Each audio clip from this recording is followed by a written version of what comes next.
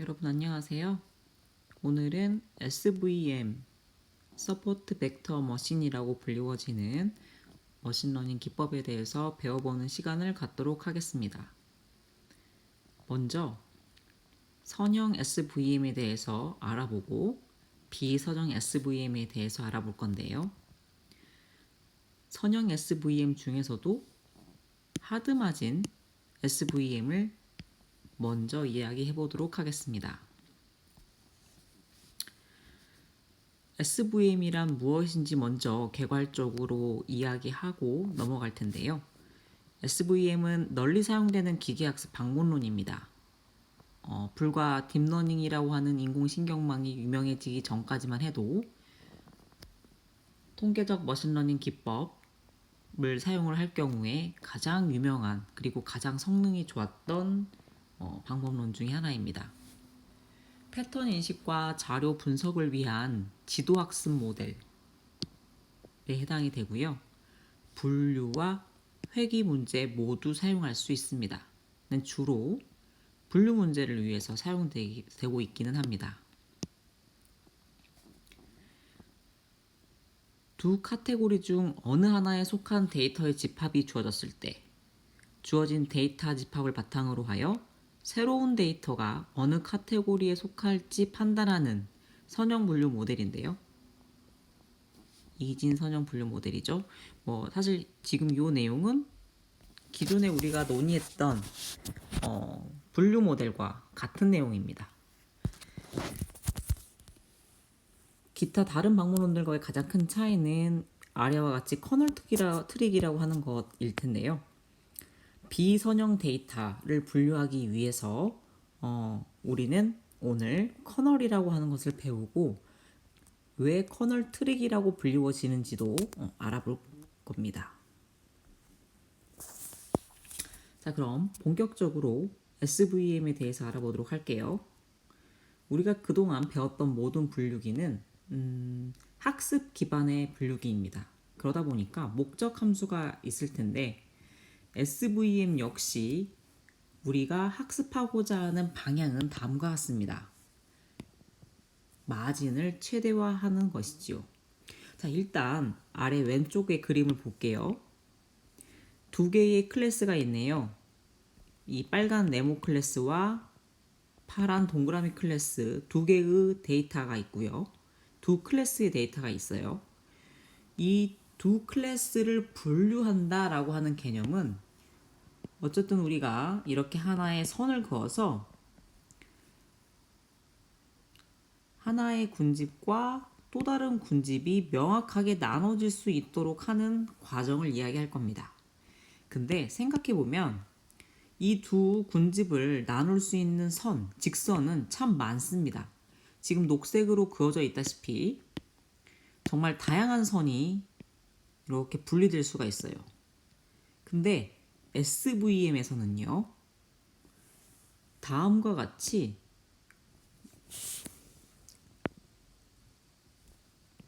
마진이라고 불리워지는 공간이 가장 넓게 형성되도록 하는 직선을 이렇게 결정 경계로 학습합니다.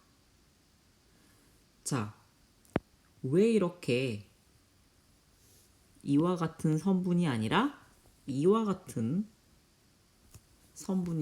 직선이 결정이 되냐? 새로운 데이터가 들어왔을 때, 즉 학습해서 이 학습 데이터를 기반으로 이와 같은 선분이 결정이 됐는데요. 결정 경계로. 새로운 데이터가 들어왔을 때도 정상적으로 분류기가 동작하기 위해서입니다.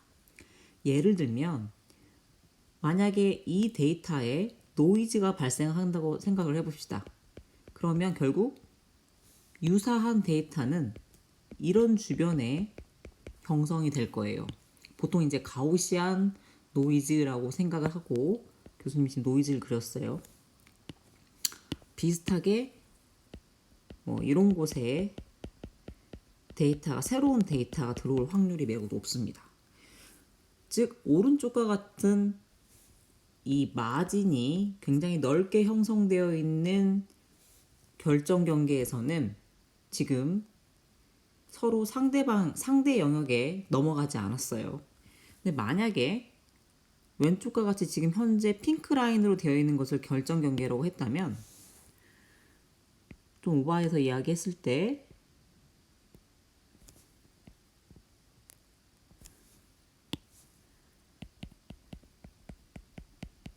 빨간 네모 역시 파란 동그라미 영역에 침범을 했고요. 파란 동그라미 역시 빨간 네모 영역에 침범을 했습니다. 즉 서로 이 마진이 크게 형성되어 있지 않는 가운데서의 결정 경계는 새롭게 들어올 데이터에 강인하게 대응할 수가 없다라는 단점이 있기 때문에 우리는 지금부터 SVM이라고 하는 분류기를 학습하는 데 있어서 오른쪽과 같이 마진을 최대화할 수 있도록 학습을 할 겁니다. 자, 그럼 지금까지 우리가 말로써 이야기했던 결정 경계, 서포트 벡터, 마진 이런 것들이 무엇인지 좀 더 본격적으로 설명을 한번 해볼게요.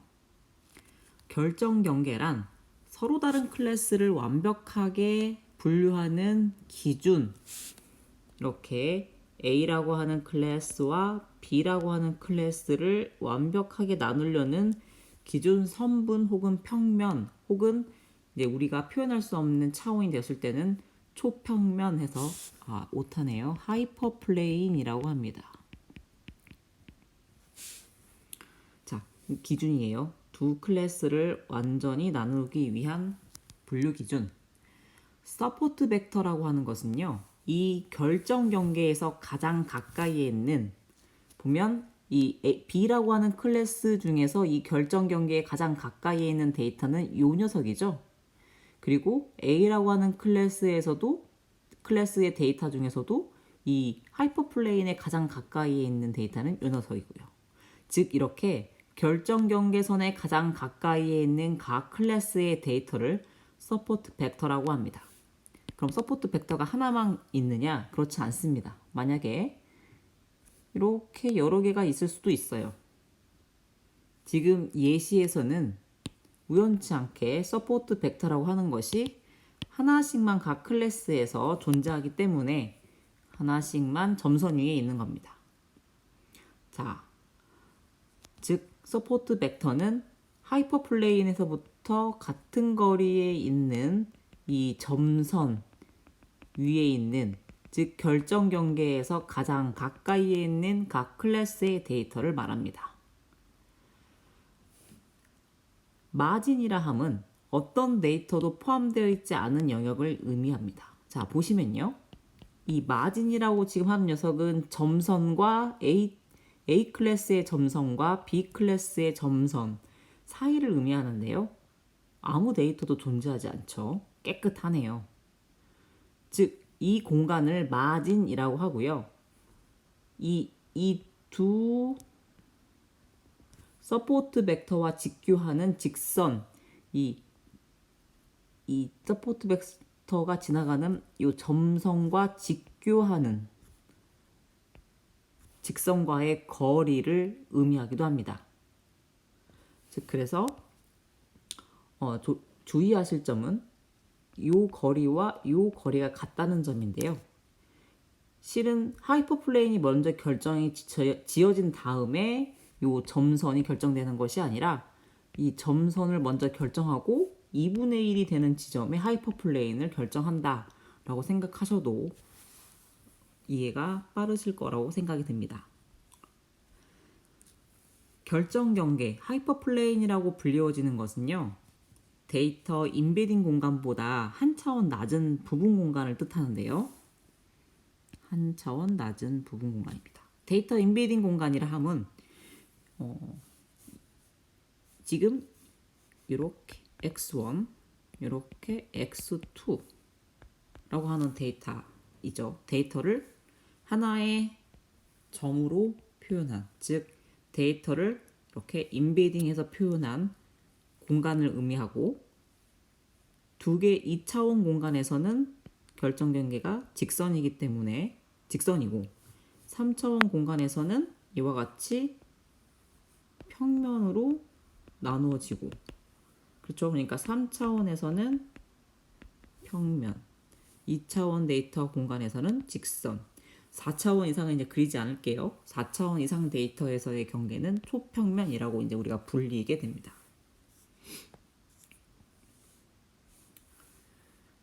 지금까지 이야기했던 결정 경계, 뭐 하이퍼플레인이나 뭐 서포트 벡터나 기타 등등을 수학적으로 한번 표현을 해볼게요. 자, 결정 경계는 wx 플러스 b는 0에 해당이 됩니다. 우리가 이제 예를 들어서 2차원 직선이었잖아요. 2차원 데이터 인베딩 공간에서는 뭐 여러분 이런 거 생각하시면 돼요. y는 ax 플러스 b, a는 기울기, b는 y절편이잖아요. 지금 이렇게 수학적으로 벡터 표현으로 변경을 해보면 결국 wx, w 트랜스포즈니까 wx 플러스 b는 0이라고 표현할 수가 있게 됩니다. 즉 여기서는 똑같이 w가 결국에는 기울기에 해당이 되고 b가 바이어스여서 결국 y절편에 해당이 되는 것이겠죠. 자, 서포트 벡터를 지나는 초평면, 이 평면을 얘기를 하겠죠. 그리고 빨간 서포트 벡터를 지나는 초평면은 여기를 의미할 겁니다. 파란색 서포트 벡터를 지나는 초평면은 다음과 같이 수학적 수식으로 wx 플러스 b는 1이라고 정의를 할 거고요. 빨간색 서포트 벡터를 지나는 초평면은 wx 플러스 b는 마이너스 1이라고 정의를 할 겁니다. 자, 그래서 결국 이 기준선이 1에 해당이 되기 때문에 요 나머지 파란 데이터가 존재하는 공간은 이렇게 1보다 크거나 같다라고 하는 표현으로 쓰일 수 있고요. 특히 밑에 있는 마이너스 플레인에 존재하는 빨간색 데이터들은 wx 플러스 b는 마이너스 1이라고 표현할 수 있게 됩니다. 지금 여기 보면 하나의 클래스를 플러스 또 다른 쪽은 마이너스라고 지금 표현을 했기 때문에 x에 여기 지금 위쪽에 플러스와 마이너스라고 표현이 되어 있을 뿐입니다. 결국 x를 교수님이 지금 이렇게 서로 다른 클래스라는 것을 보여주기 위해서 노테이션을 조금 달리 했고요. 결국 이 w라고 하는 것은 초평면의 법선 벡터에 해당이 됩니다. 여러분 결국 기울기는요. 법선 벡터에 해당이 돼요. 그래서 이게 이제 중요한 의미인데요. 서로 다른 클래스, 즉 이 플러스 공간에 존재하는 파란색 데이터와 마이너스 공간에 마이너스 공간이라고 할게요. 여기를요. 마이너스 공간에 존재하는 빨간색 데이터는 서로 어떤 관계가 있느냐? 이와 같이 이 하이퍼플레인의 법선 벡터 방향이 이게 이쪽에 해당이 되는데요. 즉 이 법선 벡터를 이렇게 위로 올렸다가 밑으로 내렸다가 하는 방식으로 결국 이 데이터가 이쪽으로 올라올 수 있고 이 데이터가 밑으로 내려갈 수도 있겠죠. 즉 플러스 공간에 있는 데이터는 마이너스에 있는 영역의 데이터와 이 람다 곱하기 w만큼의 관계를 가지게 됩니다. 법선 벡터를 위아래로 하이퍼플레인을 법선 벡터 방향으로 이렇게 위아래로 오르락내리락 한다라고 생각을 하시면 되겠죠. 네. 자, 결국 핵심은 이 마진을 최대화하는 것이 가장 중요합니다. 지금 우리가 그 마진이라고 하는 것을 어떻게 해결할 건지 이 최대 마진을 구할 수 있는 방법은 무엇이 있는지에 대해서 알아보기 위해서 이 수학적 표현까지를 지금 알아보았습니다. 자, 그러면 좀 더 이 수학적 표현을 써볼게요. WTX 플러스니까 요 양의 그룹에 있는 데이터 플러스 B가 1이다 라고 하는 것은 요 파란색 서포터 벡터에 해당이 되겠죠. 여기 있습니다. 파란색 서포터 벡터는 요 x 플러스는 이 x 마이너스와 이런 관계에 있다고 했으니까 저 부분을 치환을 하는 거죠. x 마이너스 플러스 람다 w 플러스 b는 1입니다. 우리가 이렇게 괄호를 풀어서 써보면 wt x 마이너스 그냥 쓸게요. 플러스 wt 람다 w 플러스 b는 1이고요. 먼저 이렇게 묶으면 wt의 x 마이너스 플러스 b 더하기 람다는 상수니까 앞으로 빼고 w 트랜스포즈 w는 1이 됩니다. 여기까지 왔어요. 그쵸? 그리고 이 wt의 x 마이너스 플러스 b는 반대쪽에 있는 서포트 벡터를 기준으로 할 경우 마이너스 1이 되겠죠? 자, 그래서 마이너스 1 플러스 람다의 w 트랜스포즈 w는 1이 되고 결국 이 람다라고 하는 것은 이렇게 바꿔 쓸 수 있게 됩니다.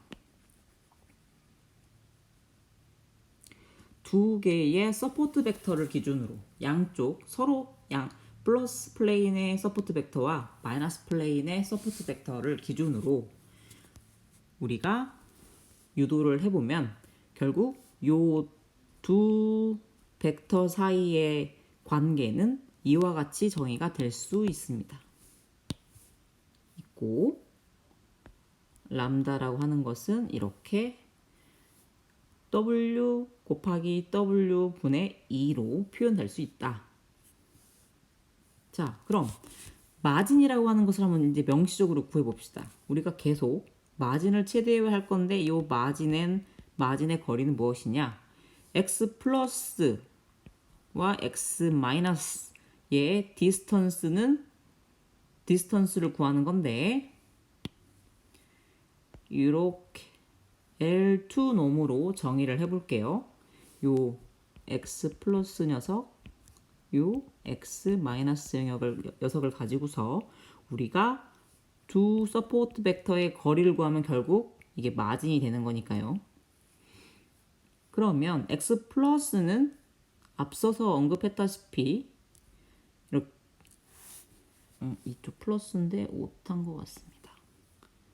x 플러스 아니네요. 이 부분은 여기서 왔어요. 네, 그래서 x 플러스는 x 마이너스 플러스 람다 w로 치환될 수 있고 결국 x 마이너스와 x 마이너스는 사라져서 람다 w의 L2 놈이 마진에 해당이 됩니다. 이 L2 놈, w의 L2 놈은 우리가 결국 L2 놈이라고 하는 것이 이렇게 사용된다는 걸 알고 있고요. 요 수식에 맞춰서 L2 놈을 변형시켜 보면 결국 람다 곱하기 루트 W 트랜스포즈의 W라고 하는 것으로 변경된다는 사실을 알게 되고요. 람다를 앞부분에서 분명히 우리가 W로 표현을 했었죠. 저 부분을 갖다 대입을 하면 어떻다? 결국 마진이라고 하는 것은 W의 L2 놈분의 2다라고 하는 결론에 도달하게 됩니다. 자, 그러면 우리는 이 마진이라고 하는 것을 최대화할 수 있는 이렇게 미니마이즈 바꿔볼까요? 맥시마이즈죠? 최대화니까 교수님 실수했네요. 이렇게 마진을 최대화하는 것이 바로 SVM이라고 하는 것의 목적 함수가 되겠네요.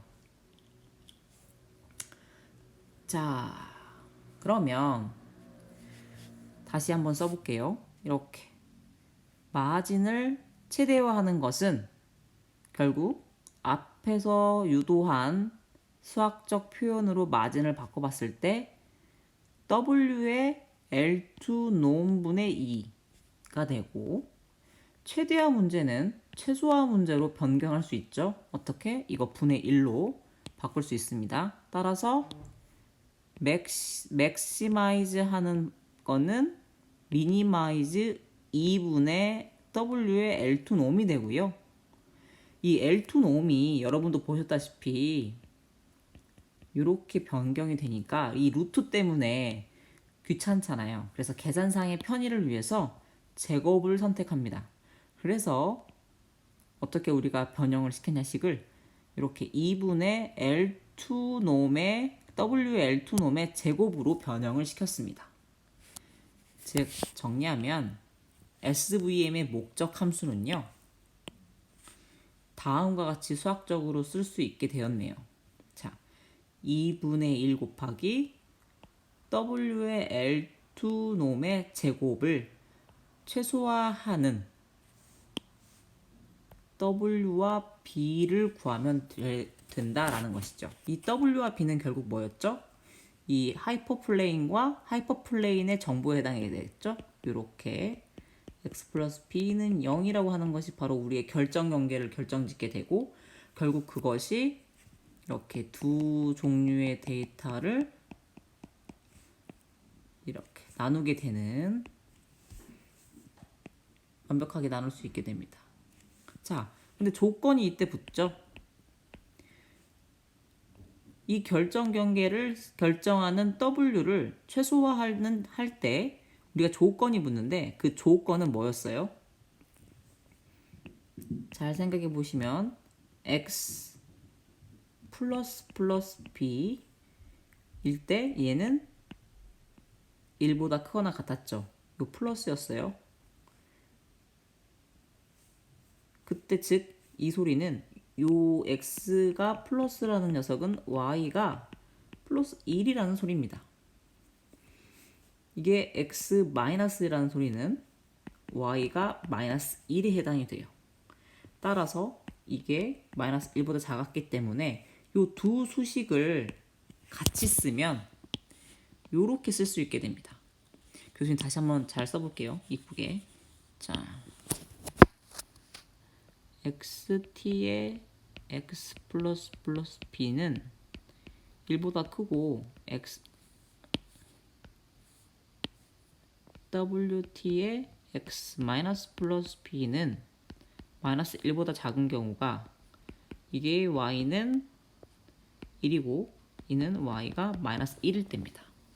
이 두 식을 한 번에 표현하는 방법이 이 마이너스 플러스를 요 앞으로 이렇게 곱해서 이렇게 대응할 수 있는 방법이죠. 그래서 요 지금 뒤집어진 거 같이 이렇게 바꿀 수가 있습니다. 자, 우리는 이제 SVM의 목적 함수를 유도하는 과정을 통해서 지금 여기까지 왔어요. SVM이라고 하는 분류기는 뭐다? 자, SVM이라고 하는 분류기는 마진을 최대화하는 분류기다.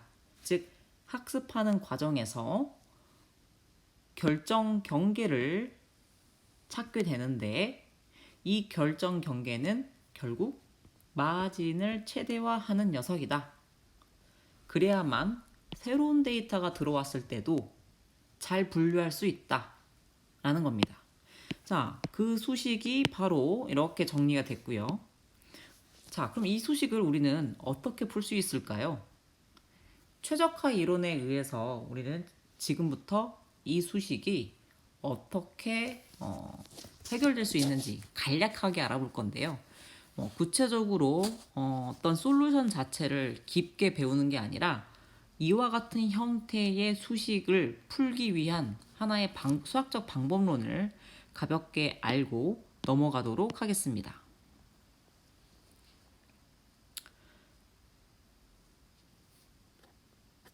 자, SVM의 오리지널 프로블럼이라고 되어 있는 게 바로 앞부분에서 지금 여러분이 접했던 원식입니다.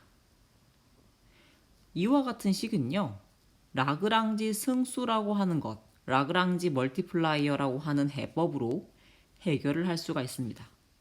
라그랑지 승수는 유도 과정을 통해서 프라이멀 프로블럼과 듀얼 프로블럼으로 식을 변형할 수 있고요.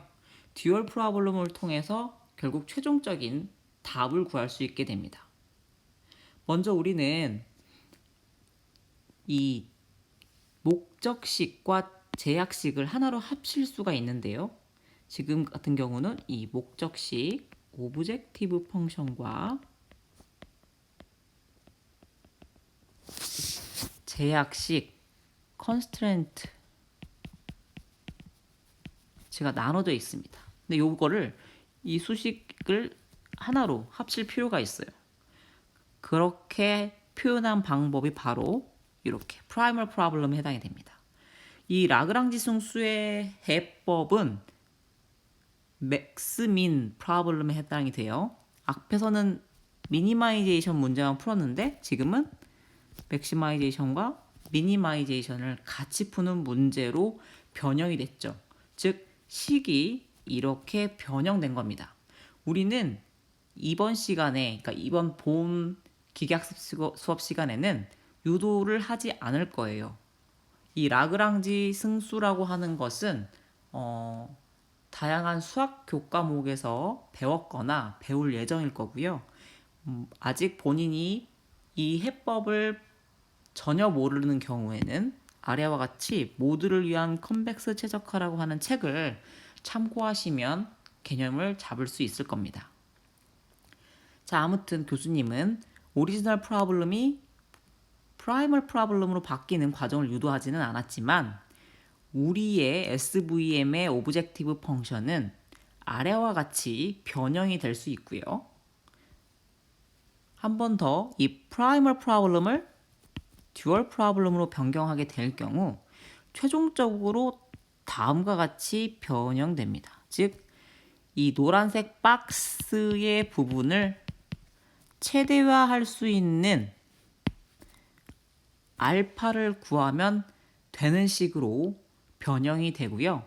그때 조건은 알파 곱하기 yi는 모두 다 더한 것이 0이고 각각의 알파는 0보다 크다라고 하는 제약 조건을 갖게 됩니다. 지금 이 식을 보시면 w와 b는 전혀 존재하지 않죠.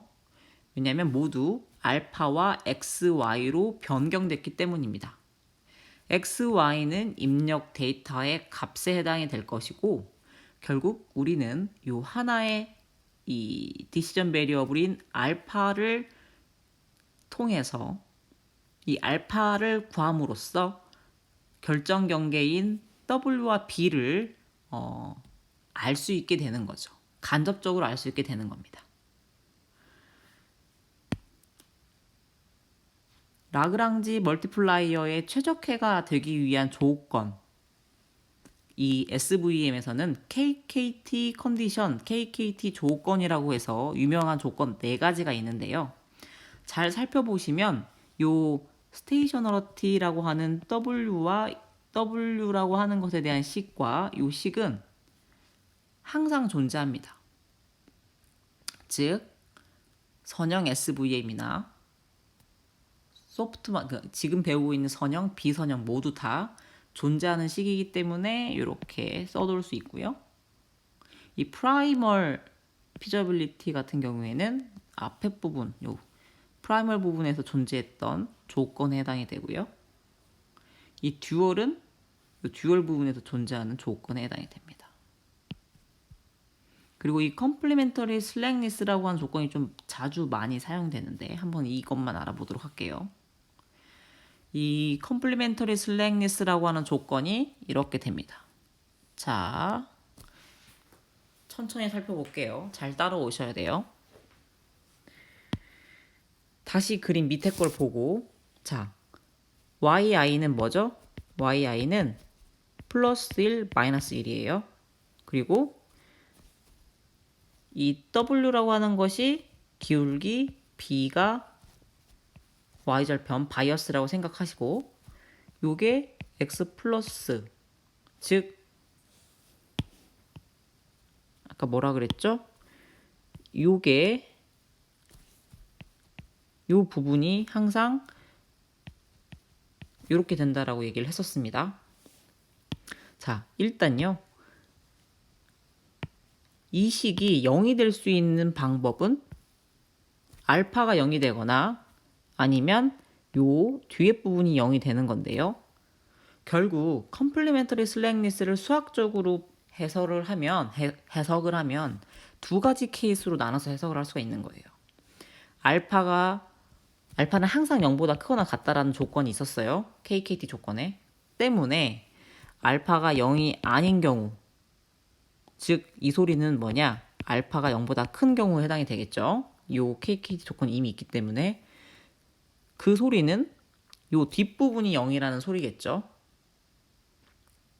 자, yi의 wt의 xi 플러스 b가 1이다라는 것은 결국 서포트 벡터라고 하는 뜻이에요. 요 x라고 하는 것이 서포트 벡터라고 하는 것이었습니다.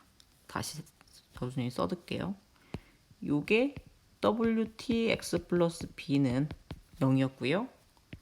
요 플러스 쪽이 wtx 플러스 b는 1이었고요. 이쪽 점선이 wtx 플러스 b는 마이너스 1이었습니다. 따라서 이 식은요. 요 두 식을 의미하죠. 여기. 즉 이 점선을 의미해요. 이 점선이 1이라는 소리니까 결국에는 이 서포터 벡터를 의미하겠죠. 1보다 크면 이런 아이들일 거고요. 그렇죠? 따라서 우리가 지금 이와 같은 목적 함수에 대한 솔루션으로 알파를 구하는데 결과로 나온 알파가 0보다 크면 x는 서포터 벡터라고 판단할 수 있는 것이고 알파가 0인 경우는 요 뒤에 텀이 0이 아니기 때문에 결국 x가 서포트 벡터가 아니라는 뜻에 해당이 됩니다. 자, 이 부분을 잘 들으셔야 되는 게 뭐냐면 결국 우리는 서포트 벡터만을 가지고서 하이퍼플레인을 결정짓게 됩니다. 그러다 보니까 SVM의 어떤 데이터에 아웃라이어가 많이 있다 하더라도, 그러니까 원래 데이터에 노이즈를 조금 가미한다 하더라도 그 노이지한 데이터들은 하이퍼플레인을 결정하는 데 영향을 미치지 않아요. 왜냐하면 서포트 벡터가 아닐 가능성이 높기 때문이죠. 따라서 SVM이라고 하는 분류기는 이와 같이 다른 분류기와 달리 아웃라이어에 강인하다라고 알려져 있고 그 특성 때문에 성능이 높고 많이들 사용하고 있었습니다. 자, 그러면 우리는 결국 이와 같은 선형 SVM의 목적 함수를 라그랑지 멀티플라이어를 통해서 구할 수 있게 되고 그렇게 해서 결국 라그랑지 멀티플라이어를 통해서 우리는 요 알파 값을 구할 수 있게 됩니다. 이 알파 값을 구하게 되면 결국 뭘 구한 거죠, 여러분? W를 알 수 있게 된 거고요. 그 다음 그렇게 해서 구한 BW를 가지고 바이어스 텀인 B를 구할 수 있게 됩니다. 이 소리는 결국 W와 B를 모두 다 구했기 때문에 우리는 모델 학습이 완료가 됐고 새로운 데이터 X가 들어왔을 때 그 데이터에 대한 예측값 Y를 알 수 있게 되는데요. 이 사인이라고 하는 것은 WT 곱하기 X 뉴 플러스 B가 0보다 크면 1, 0보다 작으면 마이너스 1이라고 표현하는 식을 의미하고요. 결국 요 결정 경계보다 위에 있으면 플러스, 밑에 있으면 마이너스 클래스를 부여한다. 즉 서로 다른 클래스를 부여할 건데 SVM을 통해서 우리는 플러스 1과 마이너스 1이라고 하는 클래스로 각각 서로를 라벨링한 결과에 해당이 됩니다. 이 지금까지의 이 SVM의 수식이 조금 어려울 수 있는데요.